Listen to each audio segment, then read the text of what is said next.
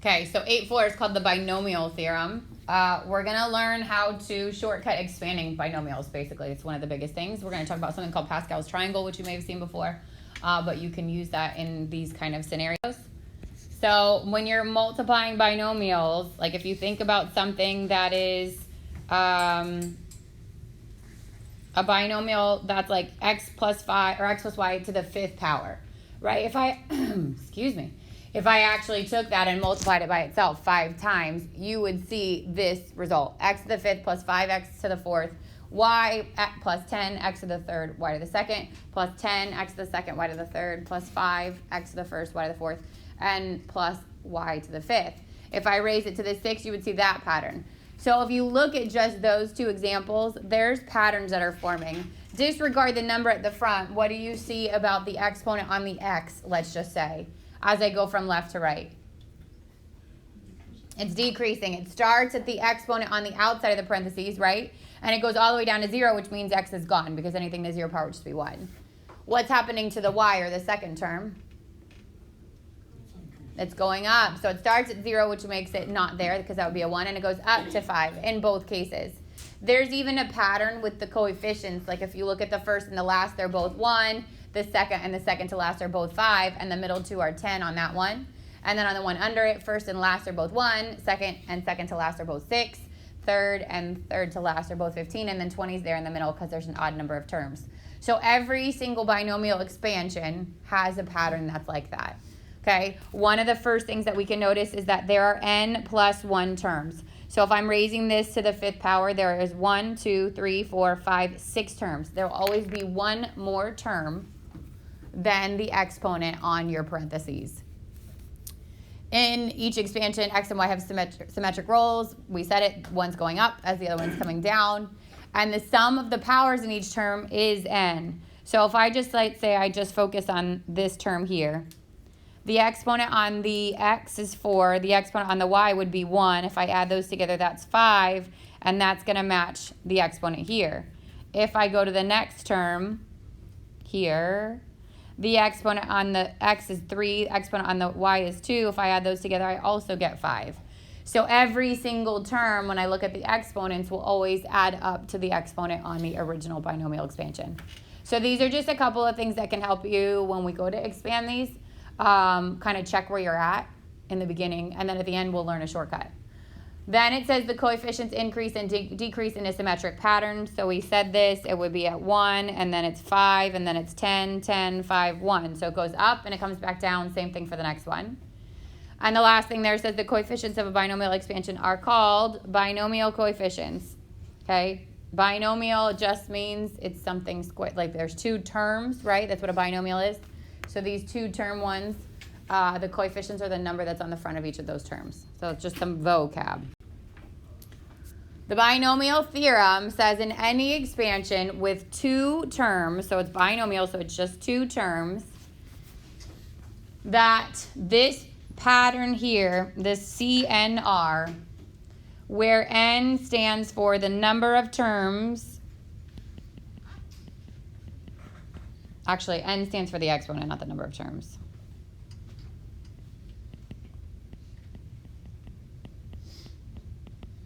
And r is the number of term in the line. So one way to figure out the coefficients, this is the numbers that go on the front. So this is the number that goes here, this is the number that goes here, this is the number that goes here, all the way across, is if I'm raising it to the 4th power, I find C40, which is the very first term. Then I find C41, which is the next term. Then I find C42, C43, and C44. Each of these are going to be the coefficients on the front of those terms, okay? And the way we find it is this, which is why we just reviewed factorials. N factorial over n minus 1 factorial times r factorial. So we're adding this on to our list of formulas, right? We had 5 up until now. Here's the 6th one. C and R is what I call it. It's used to find the coefficient on your binomial expansion, and we're going to use it again in probability. But it is n factorial over n minus r factorial times r factorial.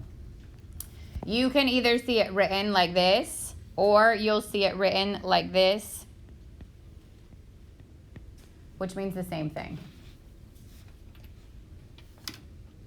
Some of your calculators have CNR buttons, which is why we can't use them. Like, it's not a free-for-all anymore, because some do and some don't. So when we get to test, this kind of stuff will probably be separated out. When it gets to higher numbers where you need them, obviously I'll let you use them. But the lower numbers, it'll be separated off. All right, so this one just says find each binomial coefficient. So we're using that formula we just wrote out, which is CNR equals n factorial over n minus r factorial times r factorial. So the number on the left is your n, the number on the right is your r. If I look at the first one there, what's n? And r, 2. So 9 factorial over 9 minus 2 factorial times 2 factorial. And then I want to expand that. So 9 factorial over 7 factorial times 2 factorial. Now, are you going to want to multiply 9 times 8 times 7 times? No, right? We want to do what with those factorials? Take the larger one, break it down till it hits the smaller one, right? So I want to do 9 times 8 times 7 factorial over 7 factorial times 2 times 1. So these cancel, and you can rearrange that order. It doesn't matter. If it's easier for you visually to see them right underneath each other, that's fine. And then 2 can go into 8 4 times. So the answer here is just 36 over 1, or 36.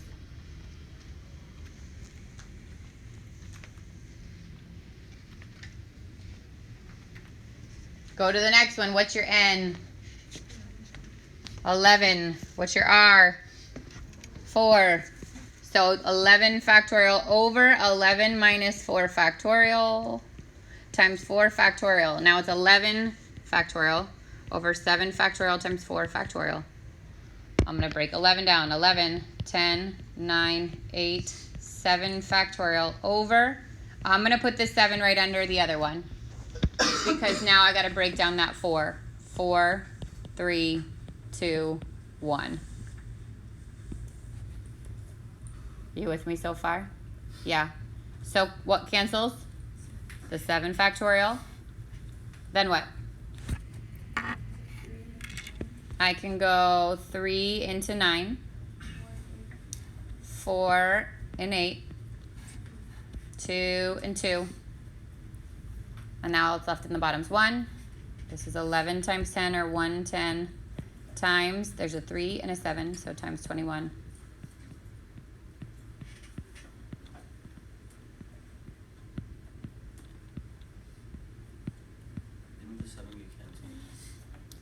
Oh, sorry, just kidding. Yeah. One last number. That 7's gone. I crossed through the factorial and not the 7. So 110 times 3. 330.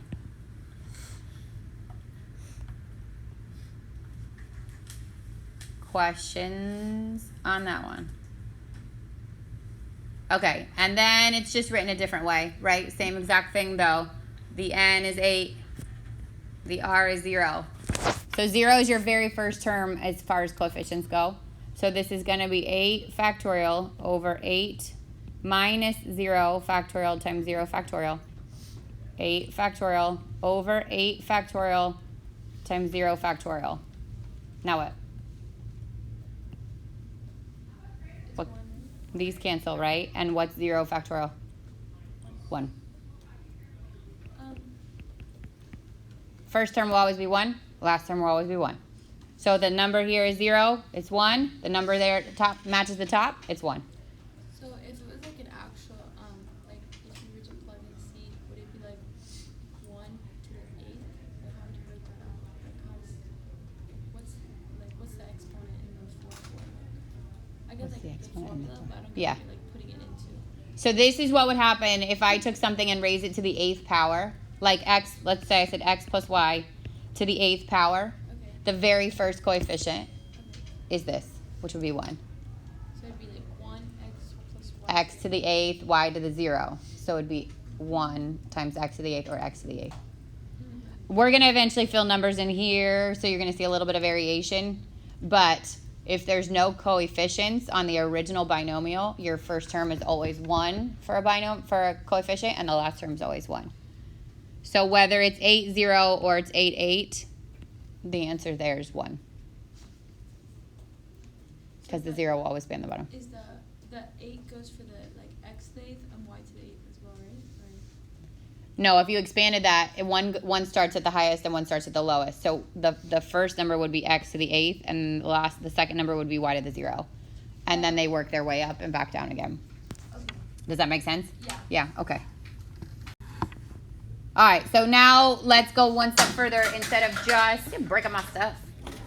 It's okay. Instead of just finding the coefficient, what do we do with the rest of it, right? So we want the whole term. So it says when you write out the coefficients for a binomial that's raised to a power, you're expanding the binomial. That's what it's called. To expand, you're going to write all the variables in decreasing degree order for the first term and increasing degree order for the second term. And then we're going to find the coefficients for each of those terms. So it's in 3 parts. The first variable, highest exponent down to none. Second variable, no exponent up to highest. And then find the coefficients. All right, write the expansion of the expression. So instead of actually multiplying this out, x minus 2 times x minus 2 times x minus 2. I know. Because on a third, probably not that bad. We could probably expand it. But you're going to get something like x minus 2 to the 7th. You're going to waste a lot of time expanding it out, okay? So we're going to break it down into its parts. The first part of each one is the c. So if my exponent is 3, what is n? 3. How many terms should I have at the end? 4 terms, right? That I know just by looking at it. So my first term is C3, 0. Then I'm going to leave the space because I'm going to fill it in for the next stuff.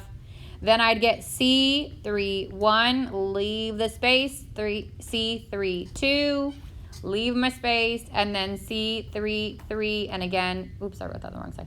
And then again, leave this space because we're going to fill that in. Hold up, why is there 4 terms? Because there's always one more than the exponent. Think about it. When you expand, when you do x plus y times x plus y, you end up with 3 terms, right? Yes, just trust me. It's always one more. Yep. Okay. Yep. All right, then I'm going to go to my first term. What's the first term in that parentheses? X. I'm going to raise it to the highest exponent, then work my way down. So this would be x to the 3rd, x to the 2nd, x to the 1st, and x to the 0.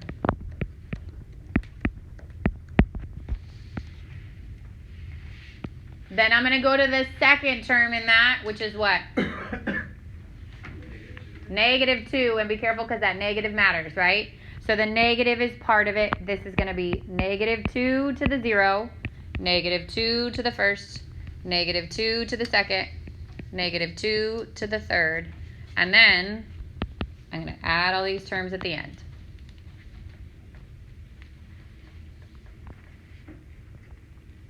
Good so far. Now I got to find all those C's, right? So C3, 0, C3, 1, C3, 2, C3, 3. What did we say about the first and the last? They are 1. Save yourself some time. Then I go to 3, 1. This would be 3 factorial over 3 minus 1 factorial times 1 factorial.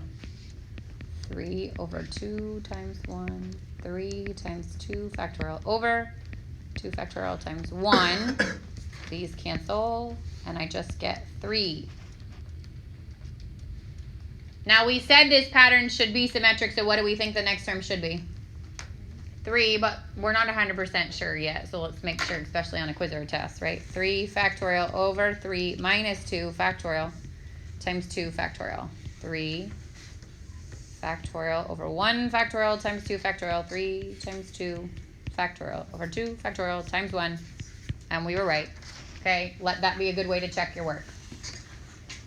Now that goes where all the C's are.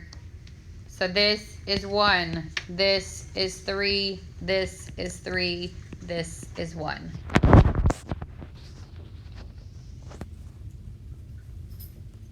Still with me? Okay, now I'm going to multiply out each of those individual terms. Okay, So I'm going to go to this first one. I'm going to multiply, well, simplify what I can, and then multiply all those out together. So this is x to the third. What's negative 2 to the 0? 1. This is 1, and the first one is 1. So this first term is just x to the third. Wait, can you explain that again? This was x to the third, right? So it stays x to the third. This negative 2 to the 0 is 1, and this c was 1. Okay. So 1 times x to the third times 1 is just x to the third. Then I go to the next grouping, which again is all of these. So this is now x squared. Negative 2 to the first power is what? Negative 2. Negative 2, and then my coefficient was 3. So negative 2 times 3 means negative 6, and then x squared. Oh wait, so it's just all one term? Yep. 3 parts that all get multiplied together at the end. Then I go to the next term. Now I've got 3 from my coefficient. I've got x to the first, and I've got negative 2 to the second, which would be? 4. 4. 3 times 4, positive 12. 12x. Good. Last term. This is the weirdest way to do Yeah. math. It'll it's gonna get weirder. 1 x to the third. I mean x to the 0 becomes 1. 1. Negative 2 to the third. Negative 8. Negative 8. Like, And you there's just yours. multiplied 2 and then multiplied the last one. Yeah, but it's guess Wait, what? can't you do that to check your work? Sure, but you're gonna get like something to the 7th ish. Like you're not gonna get a third. Yeah. Okay. Yeah. So maybe not. Yep.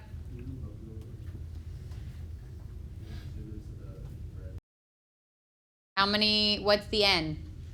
4, right? N is 4. Okay. How many terms should there be? 5 terms. So the first term would be C40. Then I'm going to fill in the x and the y. C41, fill in the x and the y. C42, C43. You can't just leave the 2 out. What do you do with it? C44. What do you mean the 2? No, right. So that's part of your first term. So now for your the first one, term- it would be 2x to the 4th. Correct. Y to the 0. Correct. So 2x to the 4th, 2x to the 3rd, 2x to the 2nd, 2x to the 1st, 2x to the 0. And then the y, negative y to the 0, negative y to the 1st, negative y to the 2nd, negative y Oh, it's to the negative. 3rd. Yep. Negative y to the 4th. And what people forget at the end is what sign's in there, and then people try to multiply, do random stuff. Don't do that. You're adding all those terms. So what's C40 and what's C44? 1 and 1. How do you know that? Because the first and the last are always 1. Yeah, Lily. Right? Tell her she didn't listen. Imagine Eric's not not one to talk. I don't want to hear. Imagine not listening. Imagine not. What'd you get for 4-1? Yeah. Did we get it yet? I got it in a second. 4. Which is 4. You get 4 factorial. First and last are always 1. Factorial. 1 factorial. Wait, what do you mean? Isn't it 4. just 4? Yep. It's 4. So they're all 4s? Nope. The middle is 12. Nope.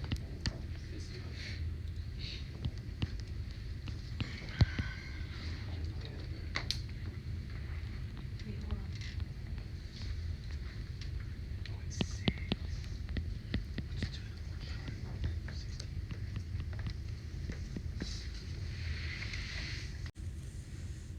So I'm going to simplify each individual part because now there's exponents there, right? So 1 obviously stays as 1, but this would be 2 to the 4th, which is 16 x to the 4th times negative y to the 0, which is just 1, times the 1 from the c at the front. So this is 16 x to the 4th. Then you go to the next one. This becomes 8 x to the 3rd. This is negative y. That gets multiplied times 4. So 4 times 8 times negative 1 is negative 32 x to the 3rd, y to the 1st. Go to the next one. This becomes 4x squared. This becomes a positive y squared times that 6, which is positive 24x squared, y to the 2nd. Go to the next one. This is just 2x This is now negative y to the third, and the 4 that's on the front. So I get negative 8 x to the first, y to the third. And then the last one, this is 1. This would be negative y to the, sorry, not negative y to the fourth. And then the 1 from the coefficient, so this is positive y to the fourth. What is? Wow, This is expansion of a binomial. I'd rather just do it. Okay. 2x minus y. Okay, so now let's say I want to find just a specific term. Let's say it says I want to find the 7th term. Okay, we're going to kind of learn a shortcut. I don't want you to expand something that's raised to the 8th power just to find the 7th term. That would be a nightmare. It would take you forever. Okay, so the shortcut is to find the coefficient of there, so the CNR of whatever space you're looking for.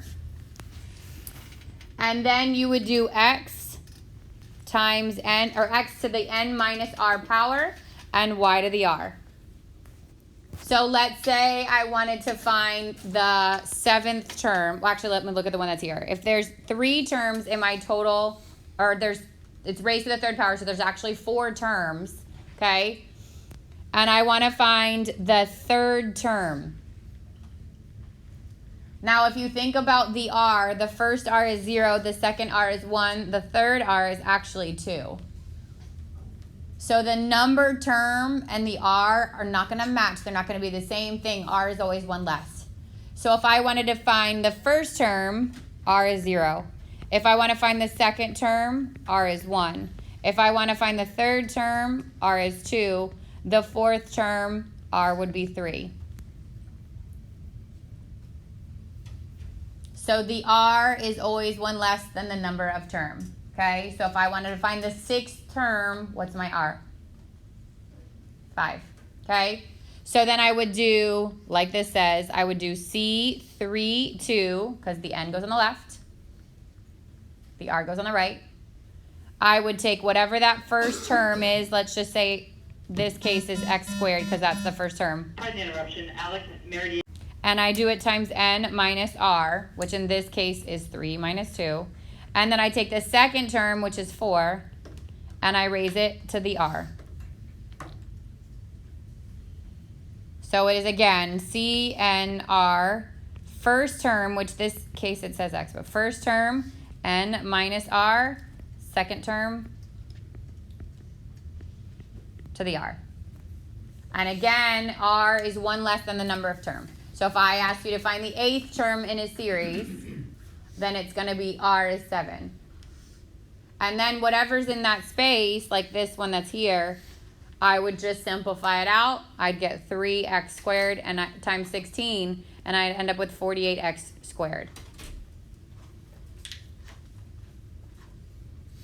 So this is if you're finding a specific term, CNR, first term to the n minus 4, second term to the, n minus 2, second term to the r. Fifth term, excuse me, of a plus 2b to the 8th. If you expand that entire thing out 8 times, you are going to eat up half of the time of your test. You cannot do that, okay?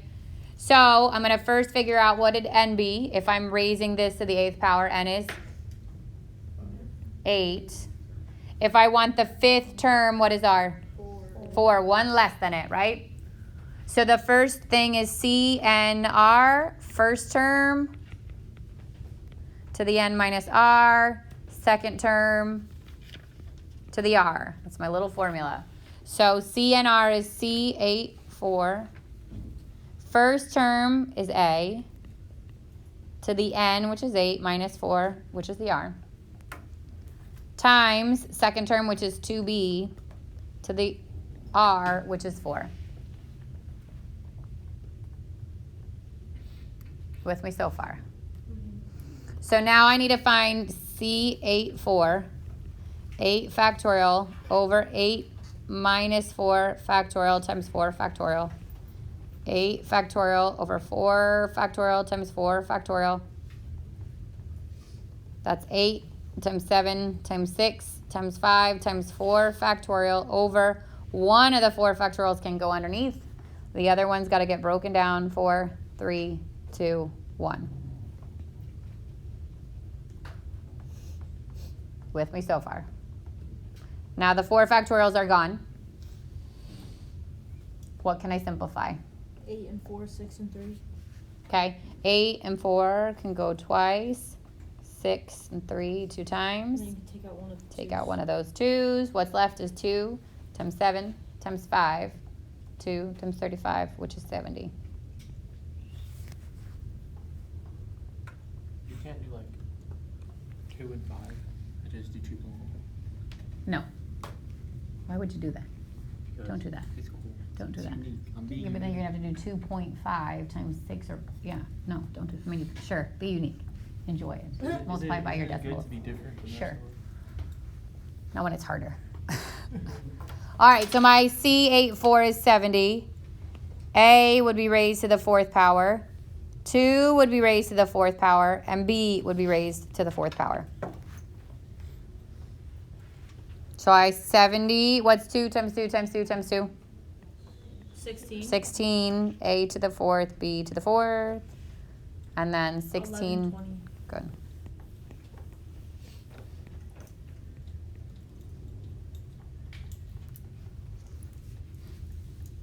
And notice we did that all without a calculator, which is how it would be on your test.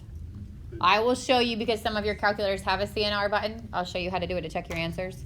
And you're going to need it when we get to probability. But not all of them have it. So you're saying you're going to give us a calculator? Not for this. But for probability, there's some that you have to have it for. Yeah, like you'd be multiplying something that's like 8,235,000. Like, I'm not going to do that. Yeah. Is the exponent of A supposed to be out or in? I'm just asking. It doesn't matter. Does it matter? It doesn't matter. I think these are okay on the test. Oh, thank you for the approval. Let's move on. I'll make the note of it. Thank you. Questions? You will get one expansion and you will get one nth term. Oh, so it's like one expansion. You mean like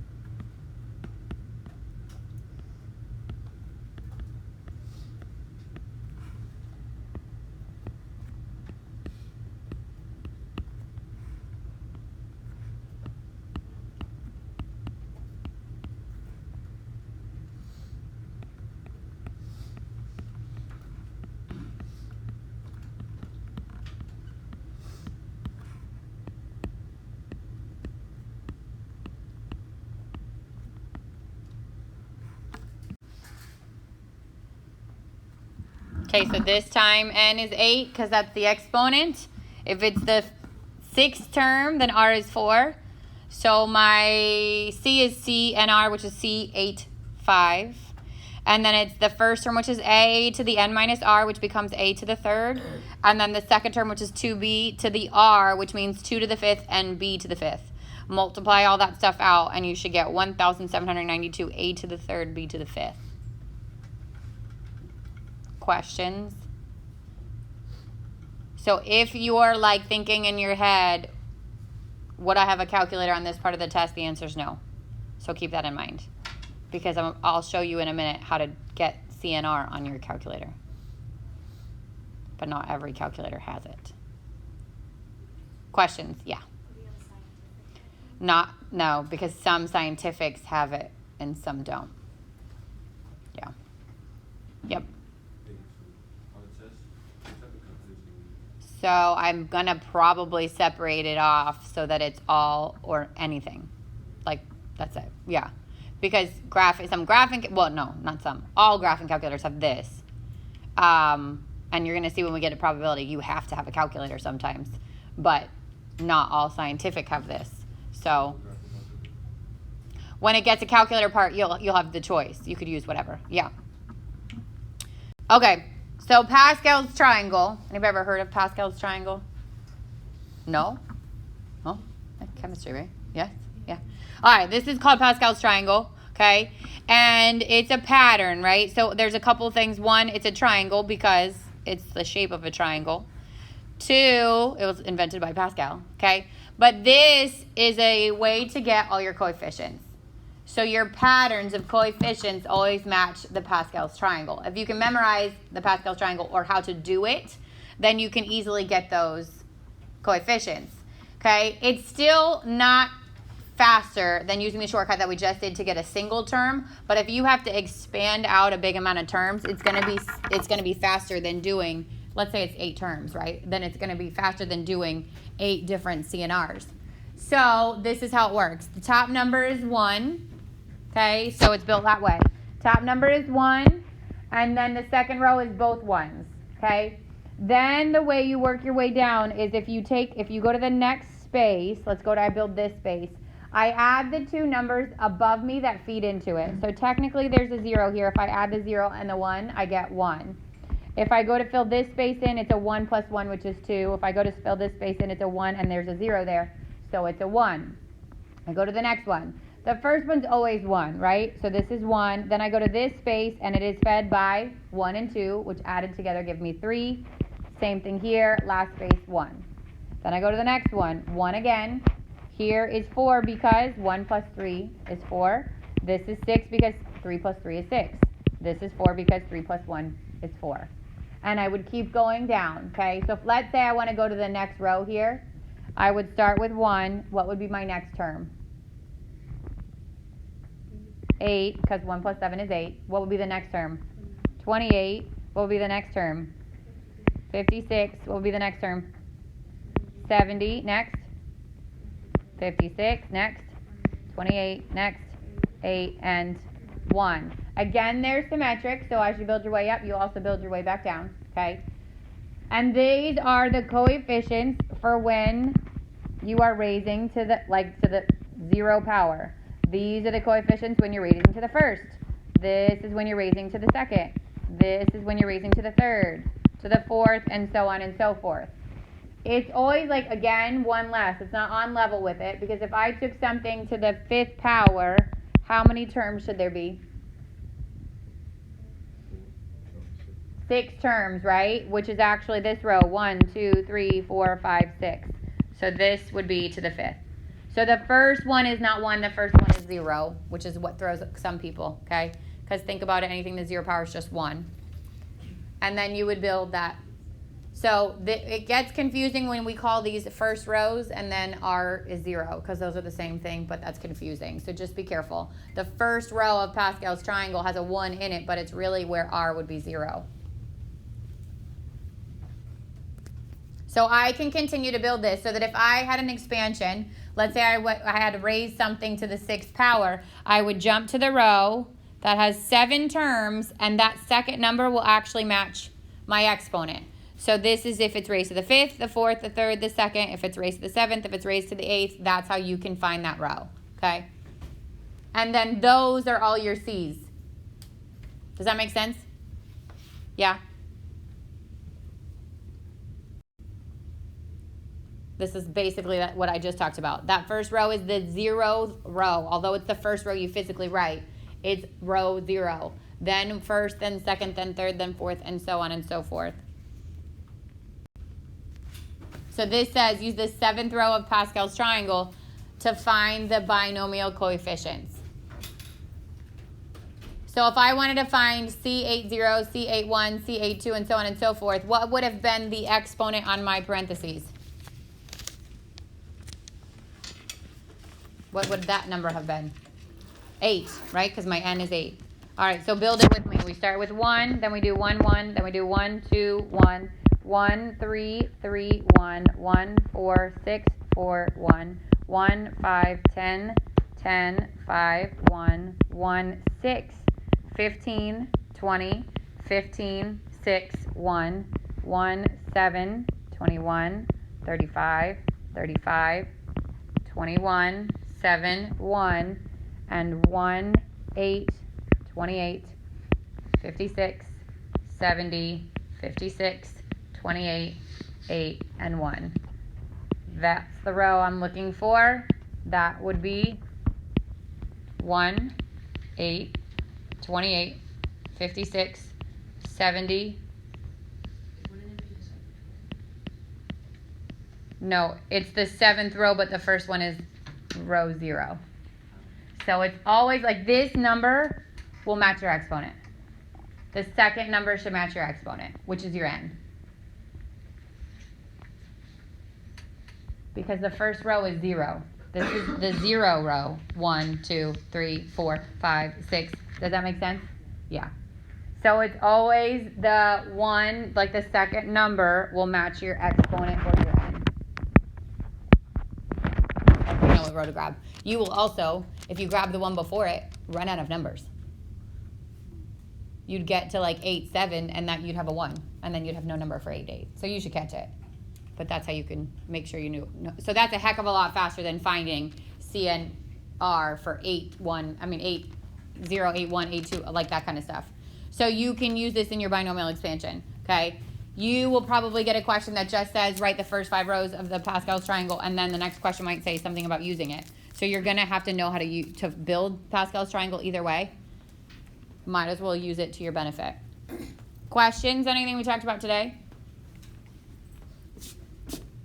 All right, so I'm going to open up the assignment on WebAssign. Oh, and then let me show you how to use your calculator.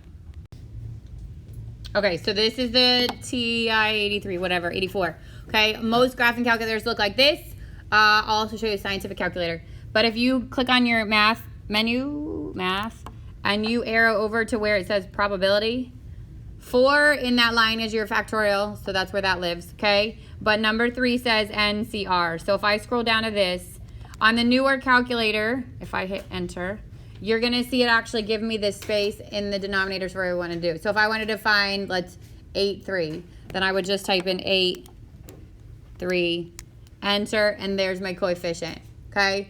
The older calculator, you have to type the 8 first, then hit that button, and then type the 3. So it keeps it like in line. It won't give you the little subscripts. If you have that calculator and you hit the button, hopefully you know what I'm talking about, okay? For some of the scientific ones, like this one, okay, you have a button that says PRB, and that's where it is. So if I go over to NCR, it's going to say, wait, you needed to put the N in first, okay? So I'm going to do that, which is how that graphing calculator works. If I, what did I just find? 8, 3? Yeah. I could do 8, go hit the PRB button, hit the NPR, then hit 3, and then hit enter. Did I do that right? Yeah. Oh, I hit P. Just kidding. It's 8, CNR, 3. There we go. Okay. You'll see P. We'll use P when we get to probability. That's permutation. Different. This right now we're doing the C. So feel free to use this to, again, check your answers. You would not have this on the portion of your test in which you have this kind of question. So make sure you don't use it as the only way of doing it. And make sure you show your work on your homework.